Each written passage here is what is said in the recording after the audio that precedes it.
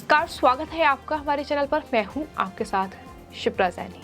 दिल्ली में डीटीसी बसों को लेकर केजरीवाल सरकार लगातार सवालों के घेरे में रही है। केजरीवाल सरकार की ओर से जहां दिल्ली परिवहन निगम की बसों में महिलाओं को पहले ही मुफ्त यात्रा की सुविधा मिली हुई है, तो अब आपको बता दें 150 नई इलेक्ट्रिक बसों की सौगात दिल्ली वासियों को दी गई है और इसको लेकर अब सभी इलेक्ट्रिक बसों में यात्रा करने वाले यात्रियों को भी फ्री सफर कराने का फैसला दिल्ली सरकार की ओर से लिया गया है।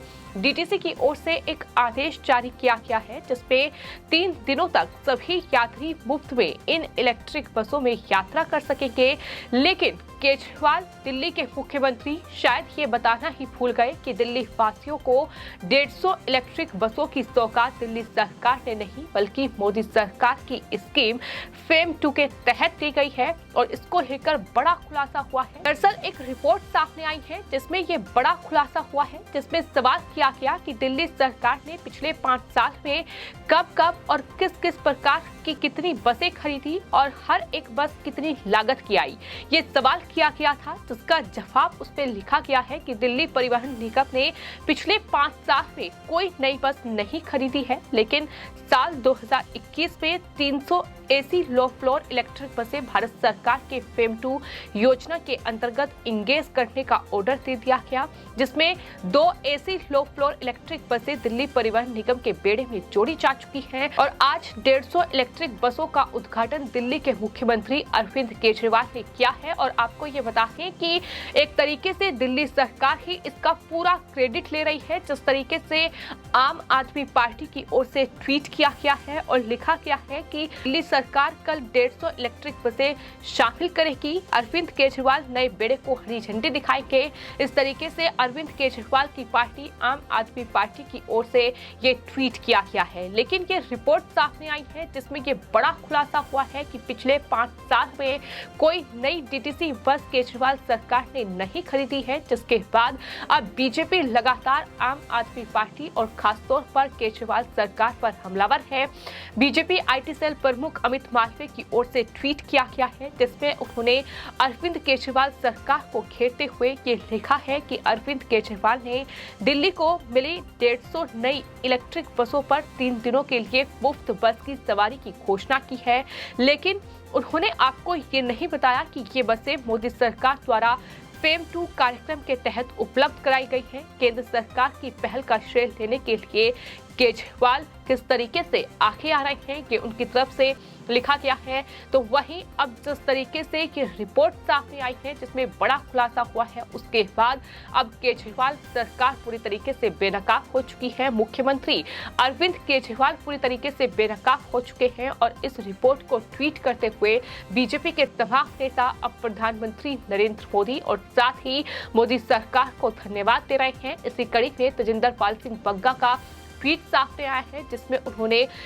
इस बसों की सौगात दिल्ली वासियों को जो दी गई है उसके लिए प्रधानमंत्री नरेंद्र मोदी का धन्यवाद किया है। तो वहीं दिल्ली बीजेपी की प्रवक्ता अनुजा कपूर की ओर से भी एक ट्वीट किया गया है जिसमें उन्होंने लिखा है कि दिल्ली वालों को ई बसेस की सौगात देने के लिए प्रधानमंत्री नरेंद्र मोदी जी को धन्यवाद और मालूम है कि अरविंद केजरीवाल केंद्र के नाम तक नहीं लेंगे और इन बस को लाने के लिए जबकि पैसा केंद्र की फेम 2 योजना के तहत दिया गया है, ये केजरीवाल भूल चुके हैं और इस तरीके से क्रेडिट ले रहे हैं।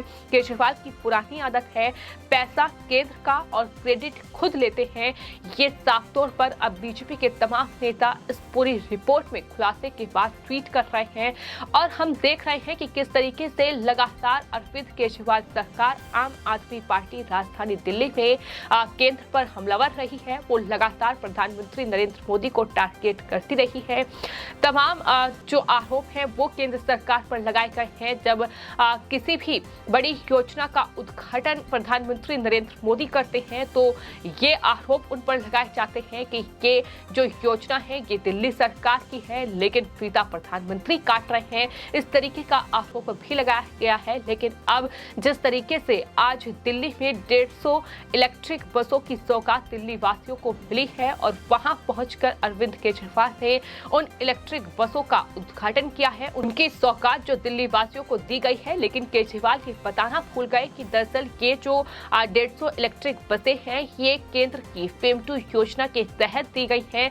लगातार डीटीसी बसों को लेकर केजरीवाल सरकार वैसे भी सवालों के घेरे में है। भी आपको बता दें, बीजेपी के जो दिल्ली प्रदेश अध्यक्ष है आदेश गुप्ता, वो लगातार अरविंद केजरीवाल सरकार पर डीटीसी बसों में घोटाले और भ्रष्टाचार का आरोप लगा रहे हैं।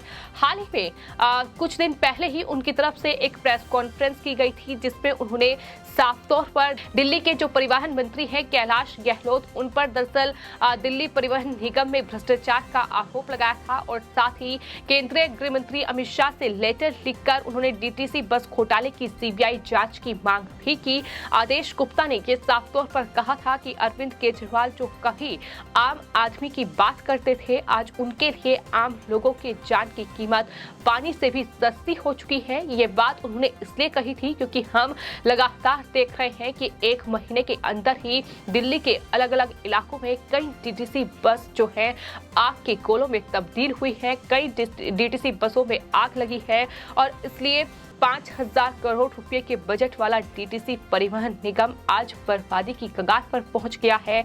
ये उनकी तरफ से कहा गया था। उन्होंने कहा कि डीटीसी जो बस के माध्यम से सुविधाएं देता था, आज लोगों की वो जान ले रहा है। जिस तरीके से लगातार दिल्ली में जो डीटीसी बस है वो आग का गोला बन रही है, वो किस तरीके से सड़कों पर धू-धू करके जल रही है, इसको लेकर भी उन्होंने सवाल उठाए थे।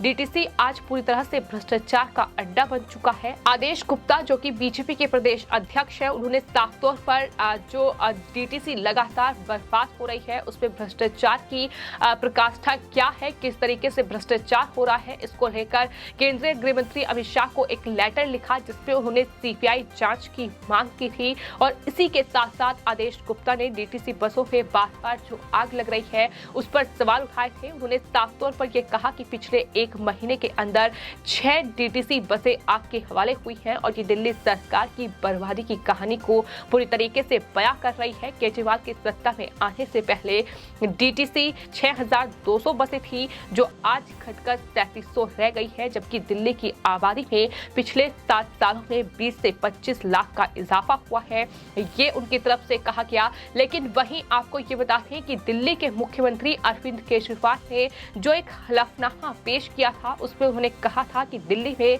11,000 बसों की जरूरत है। ये वादा दिल्ली की जनता से किया गया था कि आम आदमी पार्टी की सत्ता अगर दिल्ली में आती है तो 11,000 बसें जो हैं वो लेकर आएंगे। लेकिन आज भी उन 11,000 बसों का इंतजार दिल्ली की जनता कर रही है।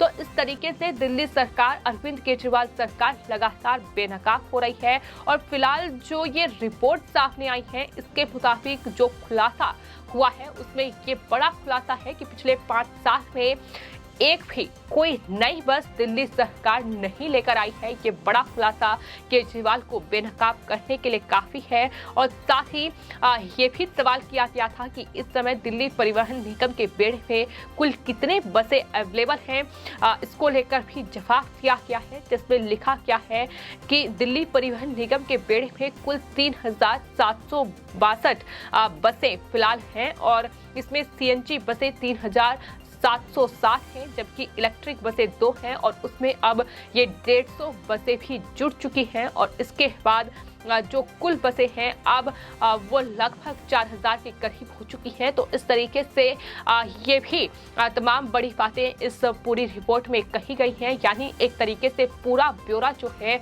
वो डीटीसी को लेकर दिया गया है कि किस तरीके का झूठ अरविंद केजरीवाल सरकार वक्त पर परोसती आई है, डीटीसी को लेकर किस तरीके से भ्रष्टाचार हुआ है, किस तरीके से जब सवाल किया जाता है कि दिल्ली में जब अरविंद केजरीवाल सत्ता में आए तो उन्होंने नई डीटीसी बसें लाने का वादा किया था, 11,000 बसें। लेकिन 11,000 बसों में से दिल्ली सरकार अभी तक एक भी बस लेकर नहीं आई है। और ये अगर आज 150 बसों का उद्घाटन हो रहा है, अगर 150 इलेक्ट्रिक बसें अब दिल्ली की सड़कों पर दौड़ेंगी तो वो भी केंद्र सरकार FAME 2 योजना की बदौलत ही दिल्ली वासियों को ये सौगात मिली है और यही वजह है कि अब लगातार लोग इस रिपोर्ट को ट्वीट कर रहे हैं और दिल्ली सरकार पर सवाल खड़ा कर रहे हैं। दिल्ली के परिवहन मंत्री कैलाश गहलोत से सवाल पूछे जा रहे हैं। दिल्ली के मुख्यमंत्री अरविंद केजरीवाल से सवाल पूछे जा रहे हैं कि आखिर उनके वादे का क्या हुआ और इस तरीके से